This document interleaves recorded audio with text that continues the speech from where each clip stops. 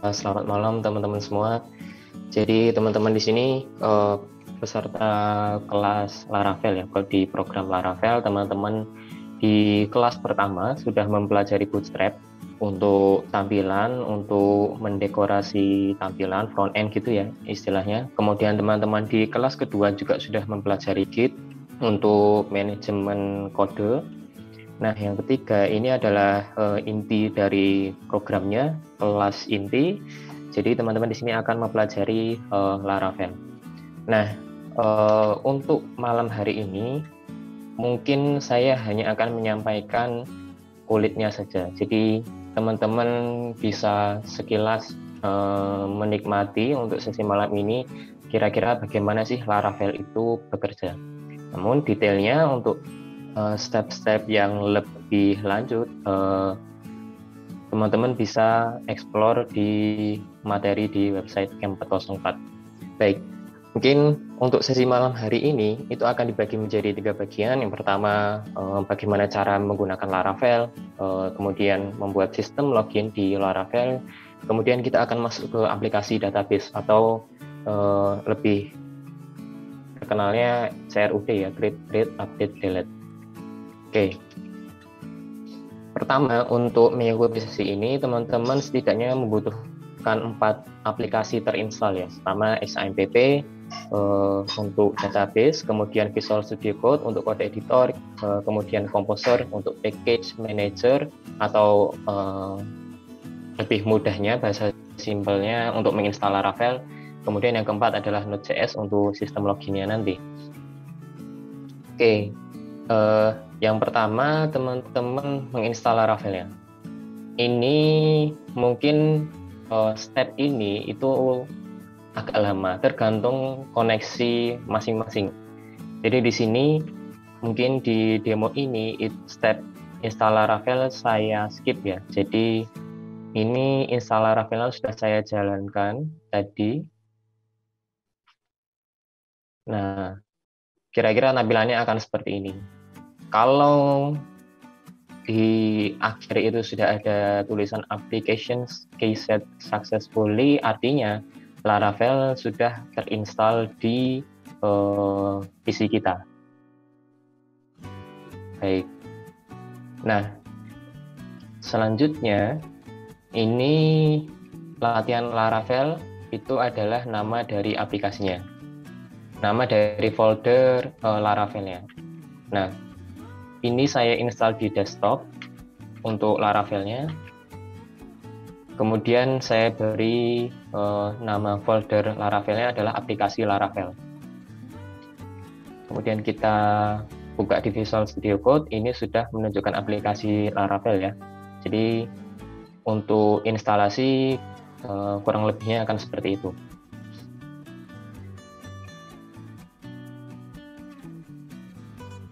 Kemudian nantinya ketika teman-teman sudah selesai menginstal Laravel, akan ada banyak folder dan banyak file yang sudah disediakan oleh Laravel.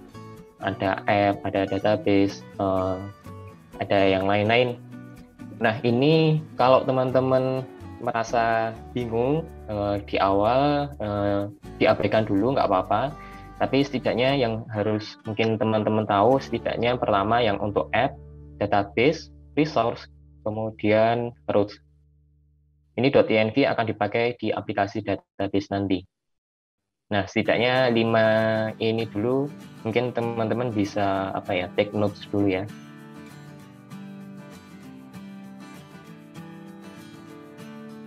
Baik. Nah, ketika kita sudah menginstal Laravel, tentunya kita pengen tahu gimana sih caranya menjalankan Laravel. Caranya cukup mudah. Ini di Visual Studio Code, teman-teman bisa membuka terminal ya. Di bawahnya itu dengan view, kemudian terminal. Kalau belum tampil, klik view terminal, kemudian jalankan PHP Artisan Serve. Maka Laravel akan running. Kita bisa cek di browser kita di localhost 8000, maka akan muncul halaman utama dari Laravel. Ini adalah halaman utama dari Laravel 8 ya. Baik, jadi untuk di camp kita menggunakan Laravel 8.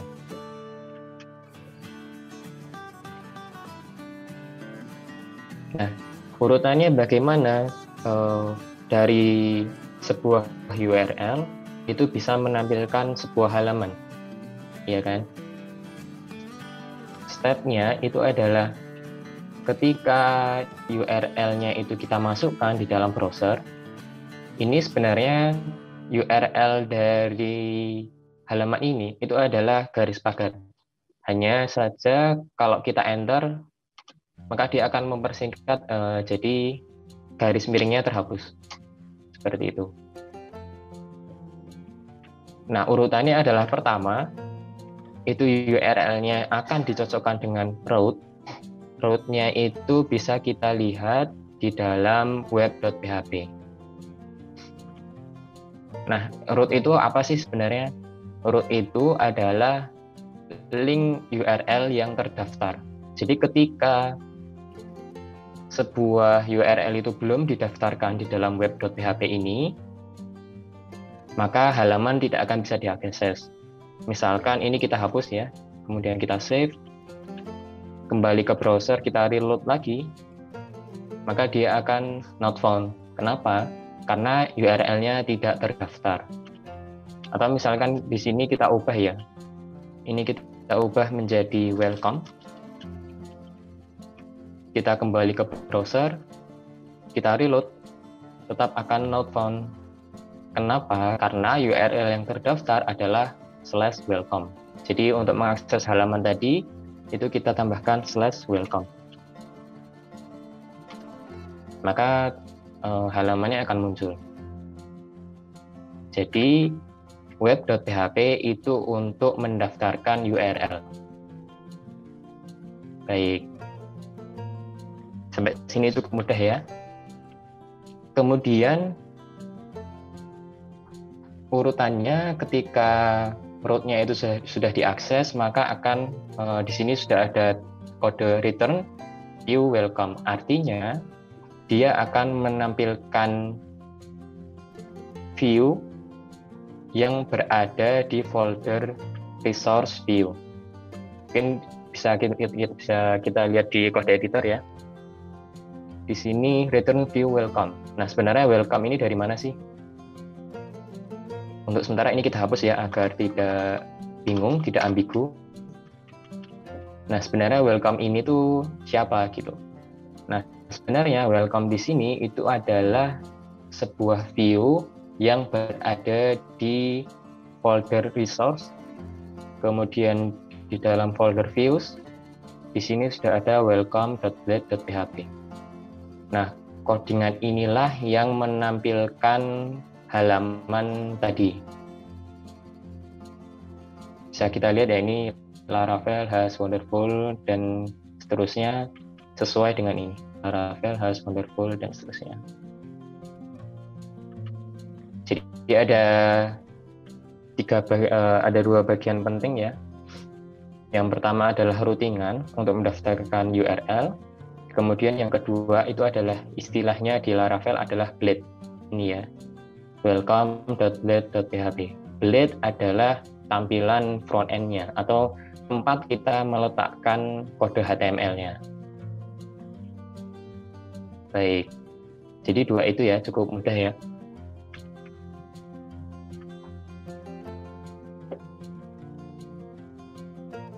Nah, kemudian kita akan mulai untuk membuat halaman sederhana. Nah, sebenarnya Laravel itu menggunakan konsep MVC, tapi buat teman-teman yang mungkin baru mendengar, jangan merasa asing dulu. Tapi di sini kita tidak akan menjelaskan MVC itu apa. Yang jelas itu bahasa sederhananya MVC itu seperti ini. Jadi ada bagian back end, ada bagian front end, dan kemudian ada bagian untuk koneksi ke database. Nah, koneksi ke database diatur oleh model, kemudian back end itu diatur oleh controller, kemudian front end itu diatur oleh view atau tadi yang kita sebut dengan blade. Baik. Jadi MVC tidak saya jelaskan untuk teori ya, tapi praktikalnya seperti ini. Database, back end, front end. Oke. Nah, kemudian masing-masing MVC tadi itu diletakkan di folder yang terpisah. Kalau untuk routingan tadi kita sudah akses ya di web.php. Kemudian models itu berada di folder models, controller di dalam folder controllers, kemudian view di dalam folder views atau blade ya, blade di dalam folder views.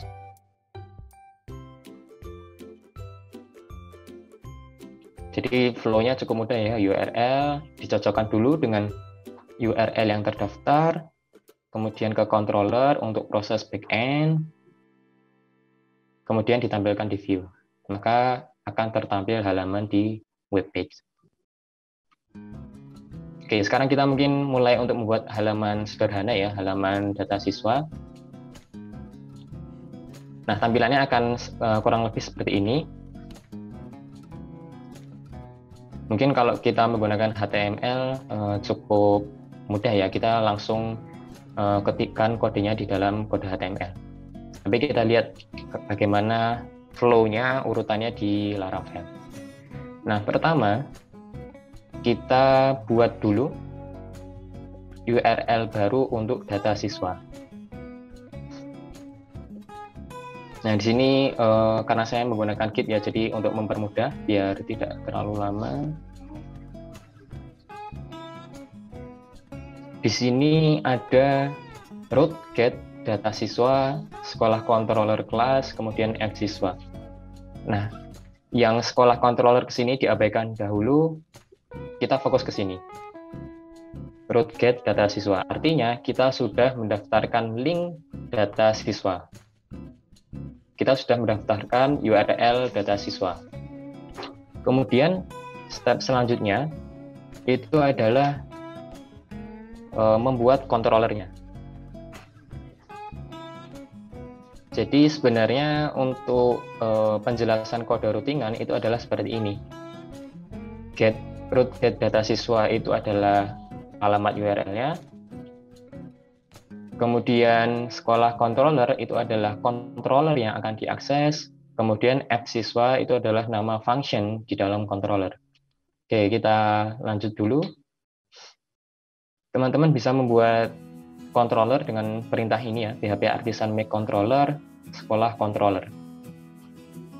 Untuk ini saya sudah membuat controllernya, sekolah controller berada di folder app, http controllers, sekolah controller. Nah, di sini fungsinya masih kosong ya.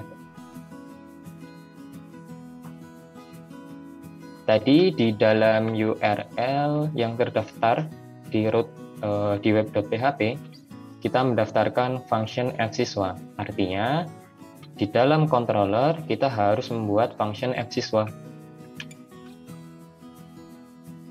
Ini bisa kita setidaknya fungsinya akan seperti ini, public function add siswa, kemudian di dalamnya adalah return view beasiswa. Nah, beasiswa ini apa? Jadi balik lagi ya, parameter atau apapun yang berada di dalam tanda kurung view itu akan mengakses blade di dalam folder views. Jadi kita cek lagi di folder views, kemudian ada beasiswa, maka dia akan mengakses halaman ini. Baik, karena halamannya ini masih kosong, ketika kita mengaksesnya,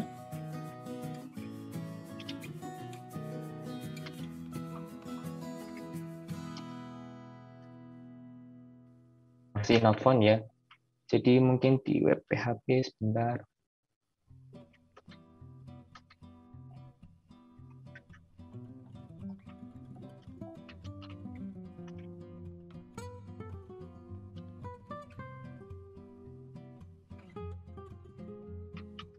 kita cek di controller,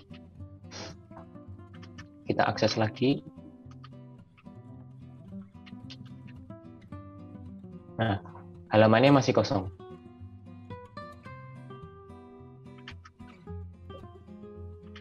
Sebentar. Oke. Selanjutnya, tadi kita sudah mengakses halaman ini, halamannya masih kosong ya. Nah, bagaimana cara kita mengisinya? Kita isi di dalam Blade beasiswa. Kita bisa isi di sini.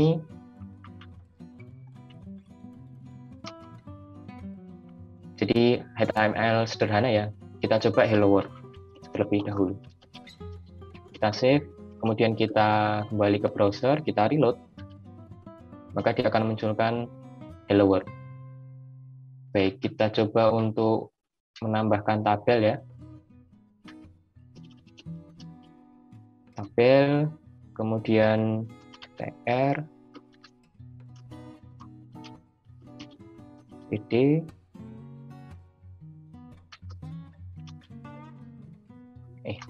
PD dulu ya. TR dulu.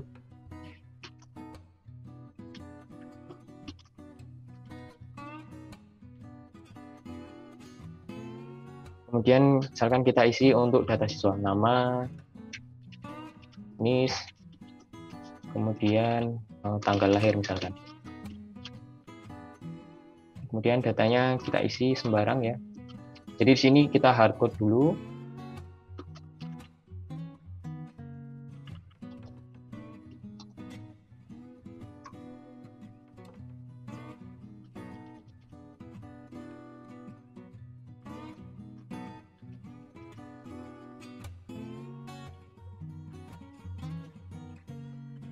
Akan muncul tampilan seperti ini. Nah, tentunya di sini halamannya masih belum cukup menarik ya. Nah, kita bisa kembali review untuk materi Bootstrap, yaitu bagaimana cara memasang Bootstrap di dalam HTML. Nah, mungkin kemarin teman-teman sudah menggunakan Bootstrap tapi menggunakan HTML ya. Nah, sekarang kita coba Bootstrap tapi menggunakan Laravel. Oke, kita coba halaman Bootstrap dulu.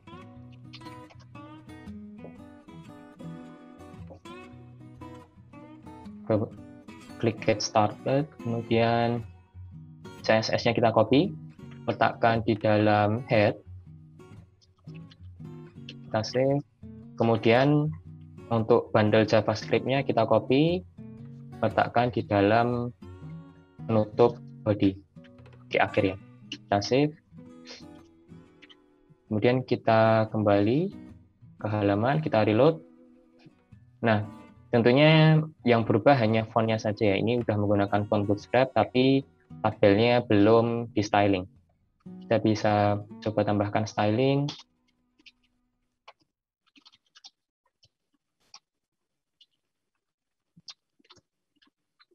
Mungkin saya untuk Bootstrap tidak jelaskan lebih detail ya, karena ini sudah dijelaskan di kelas Bootstrap.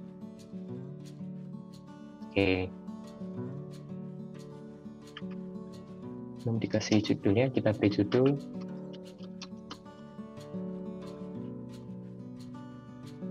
Nah, kurang lebih tampilannya seperti ini.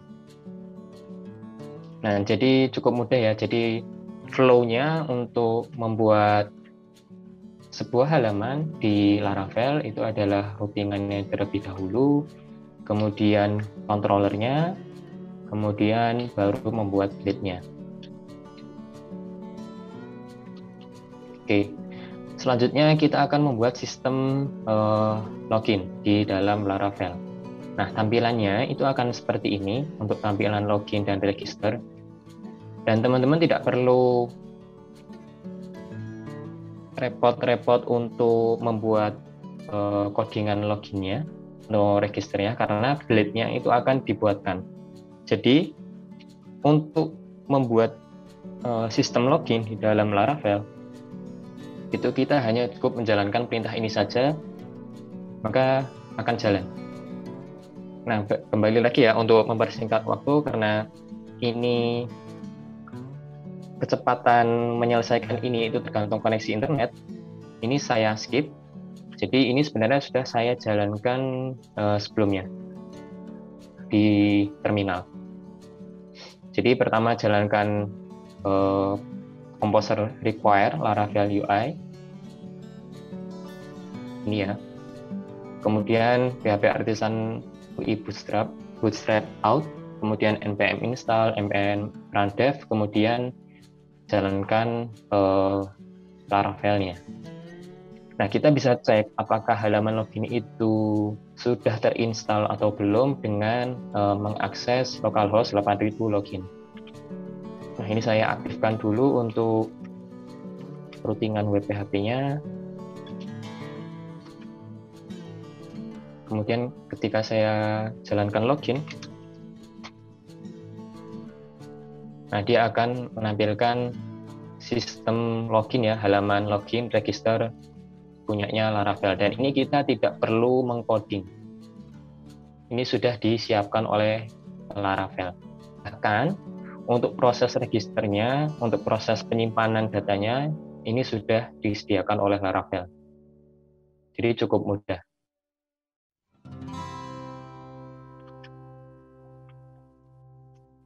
Kemudian ketika kita cek lagi ya, ini halaman login. Kalau kita kembali ke data siswa,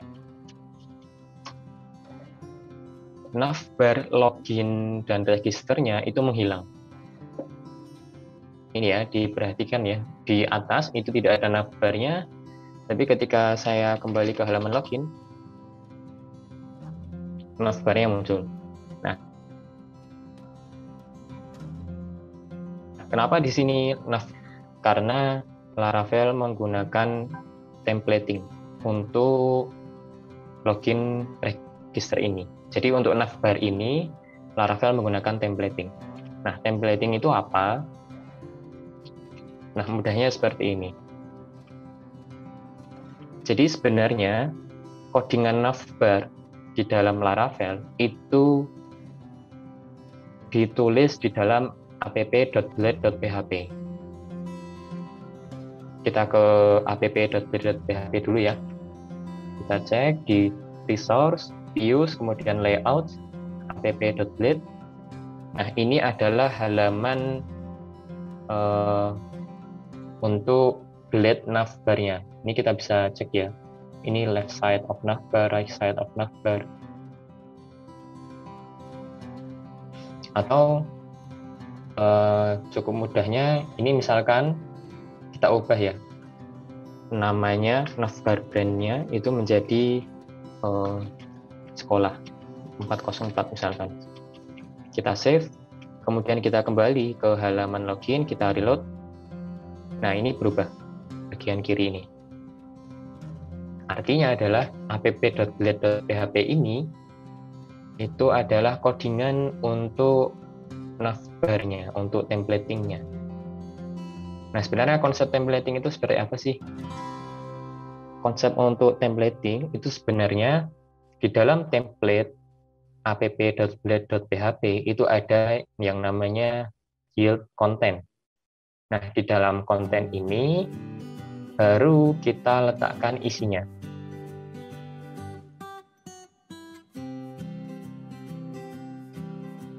Jadi di sini di line 24 sampai line 77 bagian kiri itu adalah codingan navbarnya. Kemudian line 78 sampai 80 itu adalah codingan untuk bodinya, untuk isi halamannya. Nah, sekarang gimana caranya? Di halaman beasiswa, di halaman data siswa itu bisa muncul navbarnya. Jadi sekarang kita harus memasang navbar di dalam halaman data siswa. Nah, itu kita cukup menggunakan extends dan section. Oke, kita coba pasang di halaman beasiswa. Nah, yang harus diperhatikan di sini adalah ketika kita menggunakan templating, doc type, HTML, head, body itu sudah disediakan oleh app.blade.php. Ini ya, kita cek lagi ya di sini ya. Ini head, body itu sudah disediakan oleh app.blade.php. Jadi kita tidak perlu menggunakan ini lagi. Ini kita hapus saja. Kemudian kita tambahkan add extends layouts.app. Dan di sini kenapa layouts.app bukan app saja, karena app itu berada di dalam folder layouts. Oke, selanjutnya kita tambahkan add section. Nah, sectionnya ini diisi apa? Section ini akan diisi oleh konten. Kenapa konten? Kita kembali ke PowerPoint ya. Jadi di sini konten akan mengisi yield content. Ini bisa lihat di ilustrasi ya. Jadi yield content ini akan diisi oleh section content. Mungkin saya beri beberapa detik dulu untuk teman-teman mencerna. Ini istilahnya seperti sandwich ya. Jadi navbar di atas isinya itu konten, kemudian ditutup.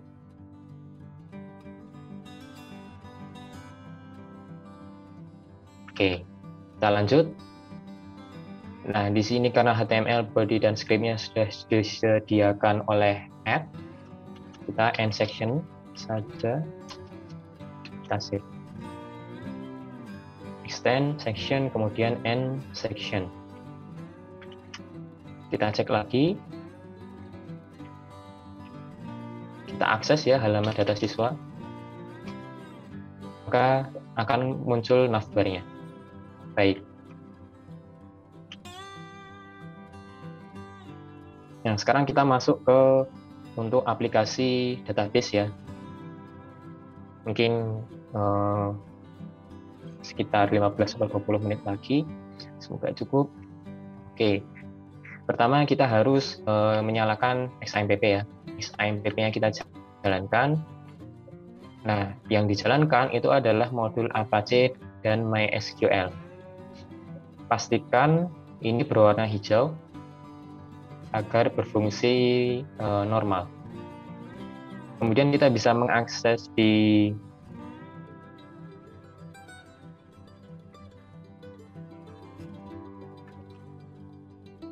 browser, kita akses phpMyAdmin.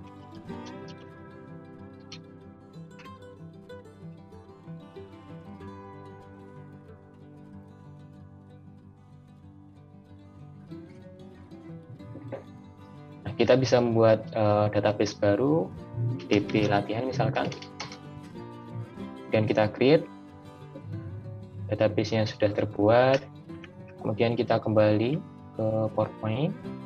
Nah, selanjutnya itu adalah mengubah .env. .env ini adalah yang kita gunakan untuk mengkoneksikan Laravel dengan database. Oke, kita cek di .env. Nah, di sini DB database-nya masih Laravel, padahal database yang kita buat itu adalah DB latihan. Maka kita ubah menjadi DB latihan. Kemudian username dan passwordnya bisa disesuaikan, tapi defaultnya ketika teman-teman install XAMPP tanpa men-set password, passwordnya itu kosong dan username-nya adalah root. Kita save.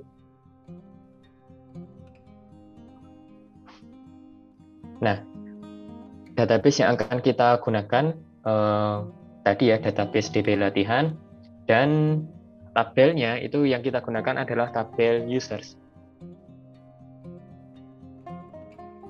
Nah, di dalam tabel users itu akan ada setidaknya 6 kolom ini. NIS itu nomor induk siswa, kemudian role itu nanti yang membedakan siswa atau admin.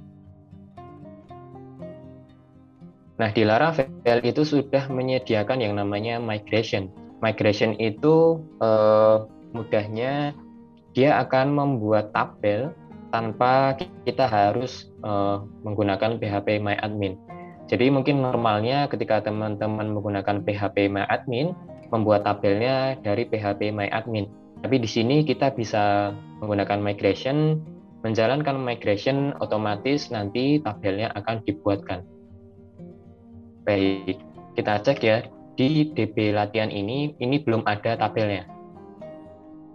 Kemudian di folder database migrations create users tabel ada kode untuk migration tabel users ini ya. Nah, ini kita tambahkan 2 kolom lagi untuk tabel NIS. Mungkin NIS-nya ini kita set integer saja. Kemudian ini null header.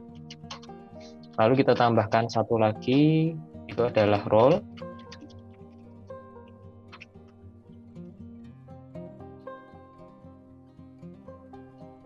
Mungkin kita bisa isi default siswa. Jadi menambahkan 2 kolom ini ya, integer, NIS, kemudian role. Baik. Selanjutnya, karena kita sudah membuat tabel users, membuat migration ini, kita bisa menjalankan migration ini dengan menjalankan perintah php artisan migrate.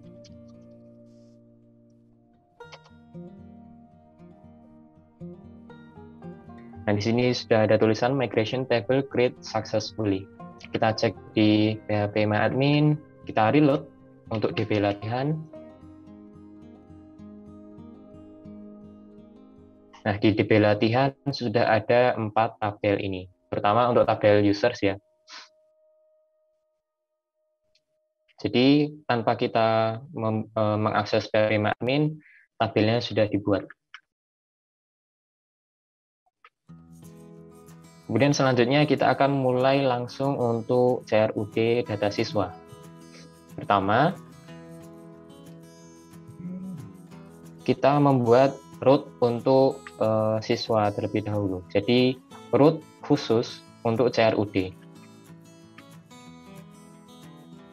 Nah, root khusus untuk CRUD itu tidak menggunakan get lagi, tidak menggunakan root get lagi, tapi menggunakan root resource.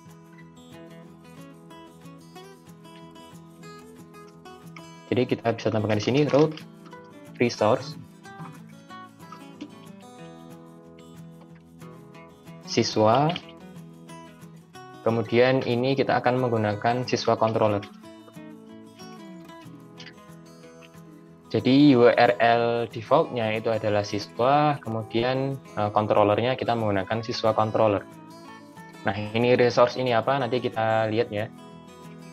Kemudian tambahkan app http controller siswa controller di atas, di bagian atas ini. Ini bisa kita copy saja, kemudian siswa controller. Save, kemudian kita kembali ke PowerPoint. Kenapa kita menggunakan root resource di sini? Jadi kalau kita jalankan PHP artisan root list seperti ini,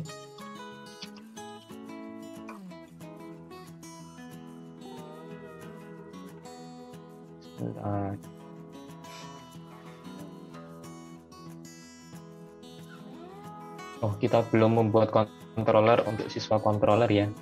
Jadi ketika menjalankan PHP artisan root list, dia akan menampilkan root untuk semua yang terdaftar di web.php. Nanti akan ada URI, name, dan action. Ada 3 hal yang teman-teman harus pahami. Yang pertama bagian URI-nya, itu adalah URL mengaksesnya, akses URL-nya, kemudian ini name adalah nama routingannya, kemudian di sini di akhir action ada add index, add store, itu adalah function yang akan digunakan. Nah, perbedaannya kalau menggunakan root biasa akan seperti di atas ini, kalau menggunakan root resource akan seperti di bawah. Jadi kalau kita menggunakan root resource, otomatis dia membuatkan semua URL untuk proses CRUD hanya dengan satu kode. Hanya dengan satu garis kode, dengan menggunakan root resource, dia membuatkan semua CRUD.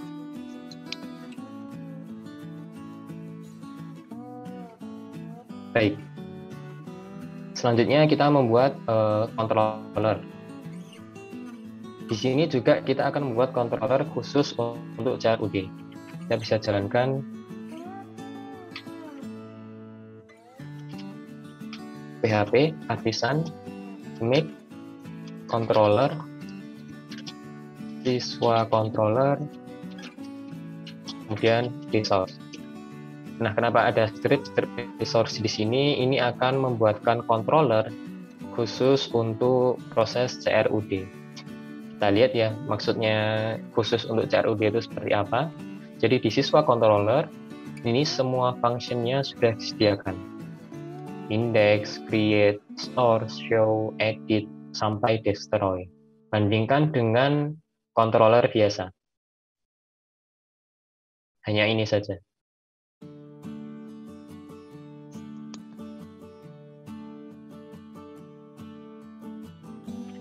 Kemudian ini ya, jadi perbandingannya antara controller biasa dengan controller resource. Selanjutnya kita atur untuk modelnya. Ini sebenarnya kita bisa membuat model dengan PHP artisan make model, kemudian nama modelnya. Tapi di sini kita menggunakan tabel users, dan karena menggunakan tabel users itu model usernya sudah ada. Jadi ketika kita akses folder models, kemudian ini sudah ada user.php. Di sini kita hanya perlu menambahkan protected tabel users. Nah, maksudnya di sini tabel ini apa? Ini menjelaskan bahwa kita akan menggunakan tabel users di dalam model user. Pertama, kita buat untuk read dulu ya. Jadi membuat halaman utama data siswanya.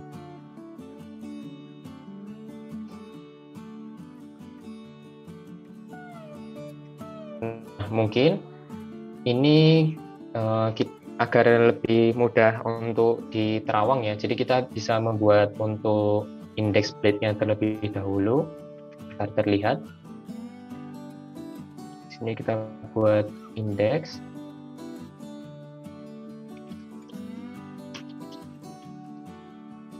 Kemudian di dalam siswa controller di function index ini kita langsung return dulu. Return view index.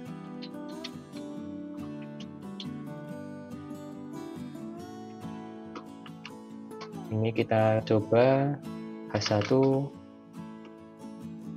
halaman utama data siswa. Kita coba akses localhost 8000/siswa karena tadi resource-nya pakai siswa ya. Oke, kita belum menjalankan PHP artisan serve. Jadi jangan lupa menjalankan PHP artisan serve ya kalau untuk melakukan testing. Nah, ini sudah muncul halaman utama data siswa. Kemudian kita buat untuk codingan controllernya. Jadi di sini kita isi function index terlebih dahulu. Nah, function indexnya ini berisi apa? Yang pertama, itu kita harus mendapatkan datanya, mendapatkan data dari database. Kemudian yang kedua, mengirim data ke halaman indeks. Nah, ini mungkin mengirim data ke halaman indeks ini sudah ya, jadi return view index. Nah, sekarang yang pertama kita mendapatkan data dari database. Namun sebelumnya kita cek ya di PHP MyAdmin ini di tabel user sebelum ada datanya. Kita bisa isi terlebih dahulu. Mungkin kita isi 2 data ya. Mungkin pertama admin, kemudian niche-nya diisi 001 misalkan, role-nya admin, kemudian email,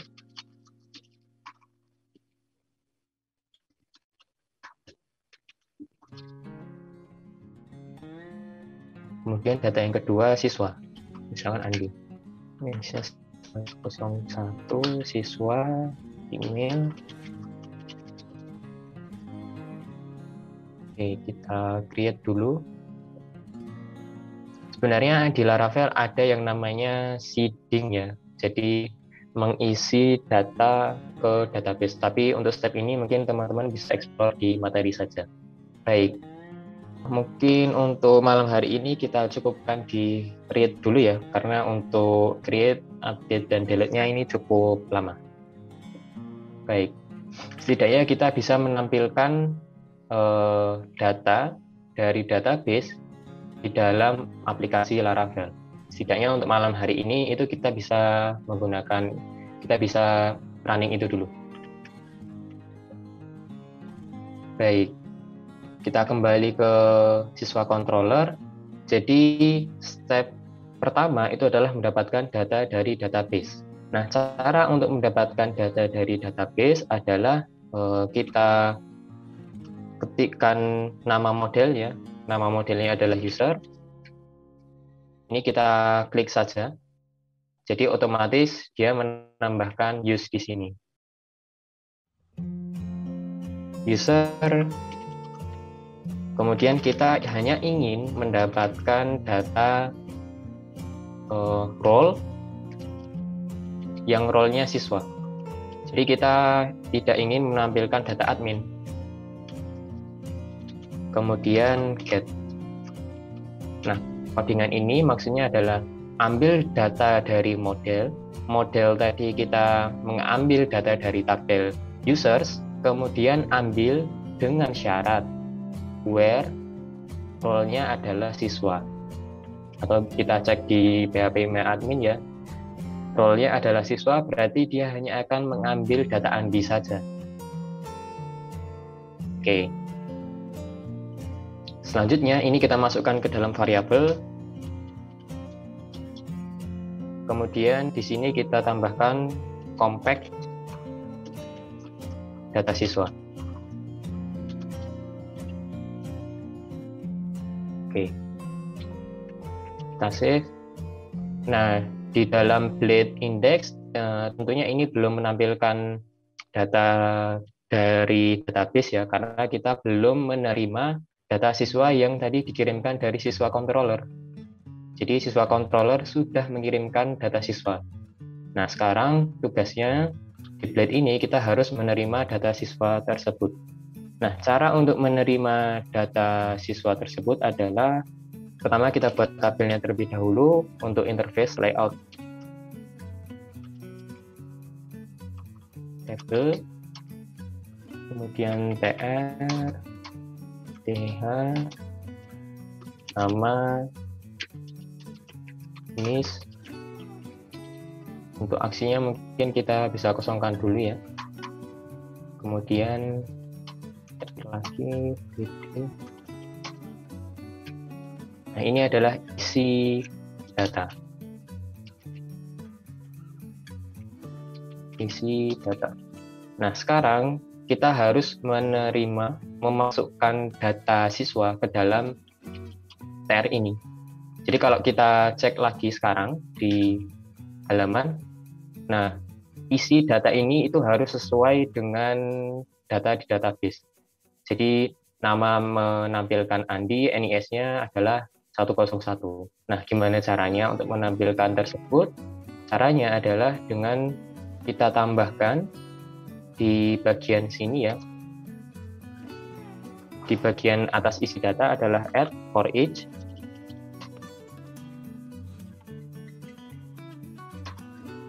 kemudian menerima data siswa as misalkan siswa, menerima data siswa sebagai siswa. Kemudian di bagian ini itu kita isikan dengan tanda kurung kurawal 2 kali, kemudian siswa, kemudian nama kolom yang diambil. Nah, ini nama kolom pertama yang kita ambil adalah nama. Maka kita isikan nama, kemudian nama kolom kedua yang kita ambil adalah NIS. Kemudian jangan lupa kita N for each. Kita save, kita kembali. Baik, ada data siswa yang tidak dikenali. Sebentar. Data siswa di